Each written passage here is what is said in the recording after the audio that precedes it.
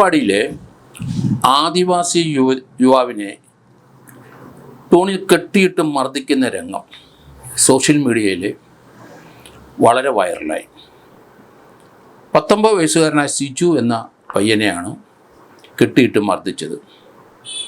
അയാളെ കയറുകൊണ്ട് അവിടുത്തെ ഒരു ഇലക്ട്രിക് പോസ്റ്റിൽ കെട്ടിയിട്ട് ആണ് മർദ്ദിച്ചത്. മർദ്ദിച്ചിട്ട് അവർ സ്ഥലം വിട്ടു. 2 പേര്. അവർ പാല് കൊണ്ടുപോകുന്ന വാഹനമായിരുന്നു. അതിനുശേഷം അരമണിക്കൂർ കഴിഞ്ഞപ്പോൾ ആ വഴി വന്ന 4-5 പേരാണ് ഈ പയ്യനെ, സിജു എന്ന പയ്യനെ കെട്ടഴിച്ച് മോചിതനാക്കിയത്. കയറുകൊണ്ട് നന്നായിട്ട് കെട്ടി വരിഞ്ഞ് അയാൾക്ക് അനങ്ങാൻ മേലാത്ത രീതിയിൽ ഇലക്ട്രിസിറ്റി ബോർഡിൻ്റെ പോസ്റ്റിൽ കെട്ടിയിട്ടിരിക്കുകയായിരുന്നു. അദ്ദേഹത്തിൻ്റെ വസ്ത്രങ്ങളൊക്കെ അഴിച്ചു മാറ്റി അടിവസ്ത്രം മാത്രമാണ്, അത് മാത്രമേ ഉള്ളൂ ആ കെട്ടിയിട്ട സന്ദർഭത്തിൽ. പാല് കൊണ്ടുപോയ വാനിൻ്റെ മുമ്പിൽ ഇയാൾ ചാടി. അത് മനഃപൂർവ്വം ചാടിയതാണ് എന്ന് വിചാരിച്ച ആ ഡ്രൈവറും അതിൻ്റെ ക്ലീനറും കൂടെ ഇയാളെ പിടിച്ച് തല്ലി അടി കൊടുത്ത് അതിനുശേഷം അവിടുത്തെ പോസ്റ്റിൽ കെട്ടി, ഇയാളെ എതിർത്തിട്ടുണ്ടാവാം, കാരണം 2 പേര് തല്ലുകയാണ്, പോസ്റ്റിൽ കെട്ടിയിട്ട് മർദ്ദിക്കും. ഇയാളൊരു ഒരു ആദിവാസി യുവാവാണ്. 18 വയസ്സേ ഉള്ളൂ, അല്ലെങ്കിൽ 19 വയസ്സായി കാണും. സിജു എന്നാണ് പേര്.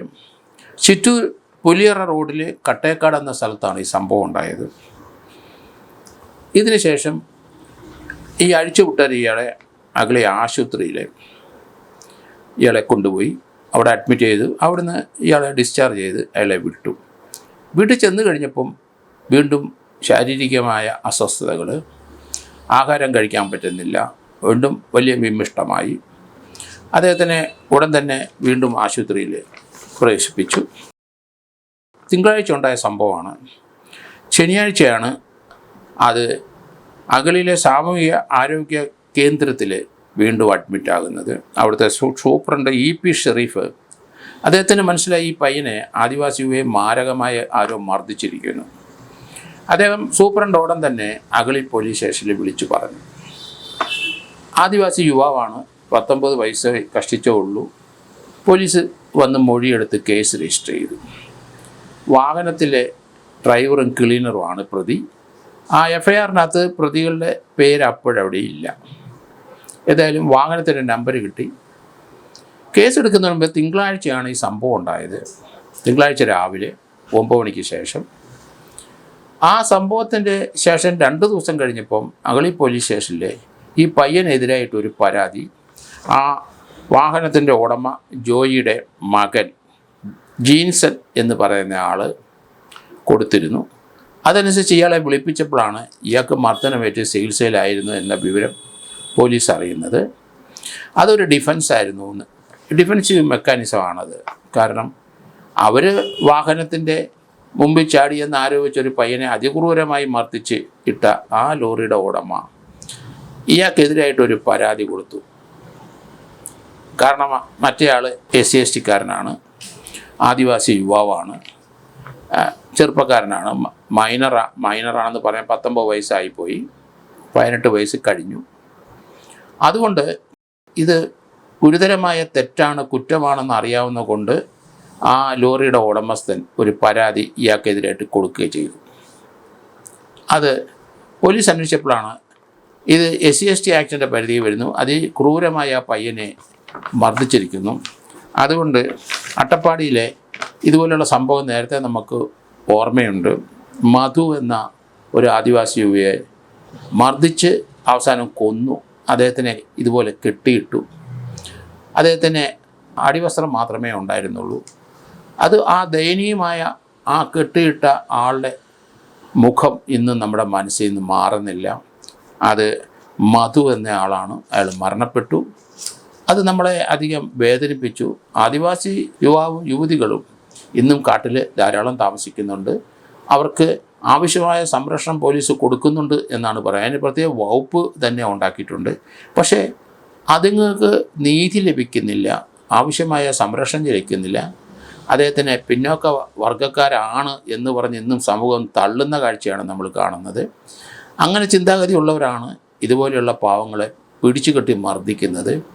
അതിന് എന്തായാലും പാലക്കാട് അടുത്ത കാലത്ത് നേരത്തെ മധുവിൻ്റെ മരണമുണ്ടായി. അതുപോലത്തെ പല സംഭവങ്ങളുണ്ട്. ഇത് അതിക്രൂരമായ ഒരു മർദ്ദനമായിപ്പോയി. ഈ കേസിലെ പ്രതികളായ 2 പേരെ ഇപ്പം വിഷ്ണു റെജിലും അവരാണ് ഇത് ചെയ്തത്. അവരാണ് പാൽവണ്ടി ഓടിച്ചുകൊണ്ട് വന്നത്. അവർ പറയുന്നത് ഇയാൾ മനഃപൂർവ്വം വാഹനത്തിൻ്റെ മുമ്പിൽ വീണു, അതിനാണ് അവർ ഇയാളെ ചോദ്യം ചെയ്ത് തല്ലിയതെന്ന് പറയുന്നു. അയാൾ മനഃപൂർവ്വം വീണതല്ല, മഴ സമയമാണ്, കാല് തെറ്റി വീണതാണ്, വണ്ടിയുടെ മുമ്പ് അകപ്പെടാഞ്ഞ വലിയ ഭാഗ്യം, അതാണ് ആ പയ്യൻ പറയുന്നത്. ഏതായാലും അട്ടപ്പാടി പോലീസ് ചിറ്റൂർ ഉന്നതി എന്ന് പറഞ്ഞ സ്ഥലത്താണ് ഈ സിജു താമസിക്കുന്നത്. അയാളുടെ പരാതിയിൽ കേസ് രജിസ്റ്റർ ചെയ്തു. അതിനുശേഷം ഇവരെ 2 പേരെ ഇപ്പോൾ അറസ്റ്റ് ചെയ്തിട്ടുണ്ട്. SC/ST ആക്ട് പ്രകാരമാണ് നടപടി മുന്നോട്ട് പോകുന്നത്. മർദ്ദിച്ച് കൊല്ലാൻ ശ്രമിച്ചതിന് തന്നെയാണ് കേസ് വരുന്നത്. തീർച്ചയായിട്ടും അയാളെ ആ കേസിലെ പ്രതികൾക്ക് ഇനി ജാമ്യം ലഭിക്കാൻ സാധ്യത വളരെ കുറവാണ്. അവരെ കസ്റ്റഡി ചോദിക്കും, 2 പേരെയും കസ്റ്റഡിയിലാക്കും. പേരറിയാതെ അല്ലെങ്കിൽ ആ വാഹനത്തിൽ സഞ്ചരിച്ച ആളുടെ പേരറിയാതെ വാഹനത്തിൻ്റെ രജിസ്ട്രേഷൻ നമ്പർ വെച്ച് കൊണ്ട് തന്നെ അന്വേഷണം മുന്നോട്ട് പോയി. ആ FIR-നകത്ത് പേരില്ല, പക്ഷേ 6 പേര് അത് ഇദ്ദേഹത്തിനെ അഴിച്ചുവിട്ടവരതിൻ്റെ സാക്ഷികളാണ്. അത് സോഷ്യൽ മീഡിയയിൽ അത് ഭയങ്കര വൈറലായി. കാരണം ആ ഒരു രംഗം വളരെ ശോചനീയ അവസ്ഥയിലൊരു പയ്യനെ, ആ 18-19 വയസ്സുള്ള പയ്യനെ അടിവസ്ത്രം മാത്രം ഇട്ട് കെട്ടിയിട്ടിരിക്കുന്ന രംഗം വളരെ വേദനാജനകമാണ്. ഒരു മനുഷ്യനെ ഒരിക്കലും അങ്ങനെ ചെയ്യാൻ പാടില്ല. ഏത് മോഷണം നടത്തിയാലും എന്ത് ആരോപണം വന്നാലും ശരി, അതൊക്കെ നിയമപരമായ നടപടി എടുക്കാൻ ശ്രമിക്കുക. അയാളെ തടഞ്ഞു വയ്ക്കുക, അയാളെ ഉപദ്രവിക്കാൻ പാടില്ല. പോലീസ് വന്ന് കൊണ്ടുപോയിക്കോട്ടെ.